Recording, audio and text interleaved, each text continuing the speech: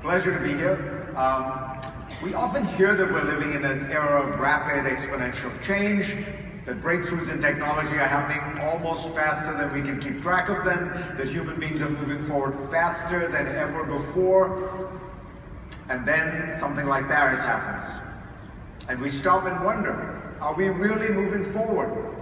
Is the world being defined by the forces of technology and globalization, or by darker and more dangerous impulses? Now, I've always been an optimist, but I know there are many people who worry about the future, even technologists who think that change is now happening too fast, it's too disruptive for human beings to even master. And of course, that technology has the capacity to be used for good and for evil. Then last spring, I had the opportunity to meet the co-authors of a remarkable book called Bold: How to Go Big, Create Wealth, and Impact the World. They present a picture of the future that's amazing, powerful, persuasive, and hope-filled. But you have to understand the forces they describe to succeed and profit in the new world, and to take advantage of what they call the abundance around us. And we are going to talk about that and much more. Now I'd like to invite Mike Gregoire back to the stage along with our special guest, Peter Diamandis, who is an engineer, physician, and co-founder of the X Prize Foundation, which is a nonprofit that manages public competition to encourage technological progress, and Stephen Kotler, who's a journalist and author who has written 7 best-selling books, including 2 with Peter. Please welcome Mike, Peter, and Stephen.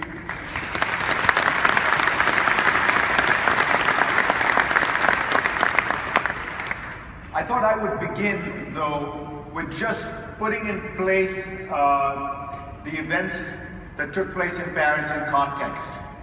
Because I know that, we're all thinking about it because we watch the television, we look at the newspapers, and you do think to yourself, boy, this is a big step backward. And it is. And it's sad and tragic and heartrending. But it is important to put it in context, I think. So when you look at something like that, you think to yourself, boy, we must live in dangerous, scary, violent times. But actually, there's very good data on this. You see one event and it's vivid and it's awful. And we have the numbers. In fact, the Global Terrorism Index just came out this week. You've had about 32,000 deaths this year as a result of international terrorism, which is terrible. It's a big uptick from last year. But just to give you a sense of what that looks like, 80% of it happens in 5 countries, which are war zones. Iraq, Afghanistan, Syria, Pakistan, and Nigeria. Since 2000, about 2.5% of those deaths have taken place in the industrialized world. If you take 9/11 out, 0.5% have taken place in the industrialized world. And you have to remember that 32,000 sounds like a large number. That's about as many people die of gun deaths, homicide and suicide in the United States every year. If you look at the total number of murders every year, it's 450,000. If you add it up cumulatively since 9/11, the number of Americans, and I know there are a lot of non-Americans here, but just as a comparison, the number of Americans who have died as a result of international terrorism is somewhere around 70, maybe a little bit more depending on how you count it. And of course, if you add up the gun deaths since 9/11 in the United States, that's about 150,000. So, none of which is to diminish the terrible events that took place in Paris, but to remind us to place it in context, and here's why you place it in context. Terrorism is an unusual military tactic. It depends for its effectiveness on the response of the onlookers. They are trying to get you to get scared, to get anxious, to overreact, to get hysterical, to shut down these, free societies. If you are not terrorized, then it didn't work. And so you have to always remember that when thinking about your response to an event like the one we saw in Paris. My final point is to remind us that while there are moments of sadness and darkness and engines of backward regression, They're also enormous engines that are moving us forward. And you see this very simply. If somebody had asked you a few years ago, I'm going to tell you that the Middle East is going to be up in flames, that Iraq is going to collapse, Syria is going to collapse, Yemen is going to collapse, Libya is going to collapse, and you're going to have terrorism emanating out of it that affects Russia and France and Lebanon. What do you think the price of oil will be? Everyone has said $200 a barrel, $300 a barrel. We know this because those were in fact the predictions made by many people. In fact, during this period of incredible crisis and dislocation and disruption in the Middle East, oil has dropped to half. It's continued to drop. Why? Because there are many, many engines of stability in the world. Look at Latin America. 30 years ago, all dictatorships, all anti-market governments. Today, essentially the opposite. Look at Africa. 30 countries in Africa growing at more than 3% a year. Look at Asia.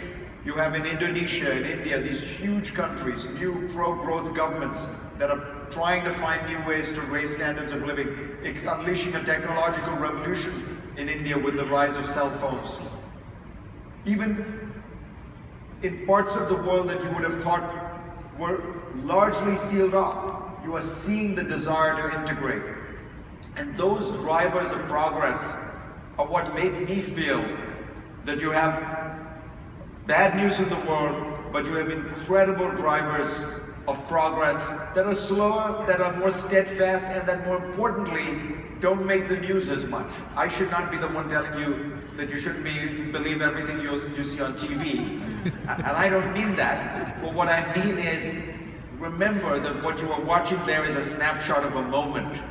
The movie that you are witnessing over the course of your lives is one in which, in 1979, the number of countries that were growing at 3% a year was 32. The number of countries growing at 3% a year or more is now close to 90. So despite all the problems you have, you are seeing this onward and upward movement that is the great story of our times. Now, that's my explanation for why I can manage to remain an optimist. But I've got to ask Peter, how do you look at this? You have this incredible background in technology and science. What does it look like to you? So, first of all, it's an honor to be here. Mike, thank you for having me, and thank you all, and sharing the stage with Fareed and Stephen. I think, and I hope you guys feel this, right? We're living during the most extraordinary time ever in human history. And it's really difficult, and with due respect to the media, and I openly call the CNN the crisis news network. But it's true, because we're bombarded by this negative news, but it's because our brains pay that much more attention, right? We pay 10 times more attention to negative news than positive news. As Fareed has said, the world is truly getting better at an extraordinary rate. And it's not, when you look at why the world is getting better, in our book, Abundance, Steve and I have in the back of the book all of these charts, all of this data. And it's not because we've gotten smarter. We haven't had any hardware or software upgrades as humans. It's not because we have better politicians today.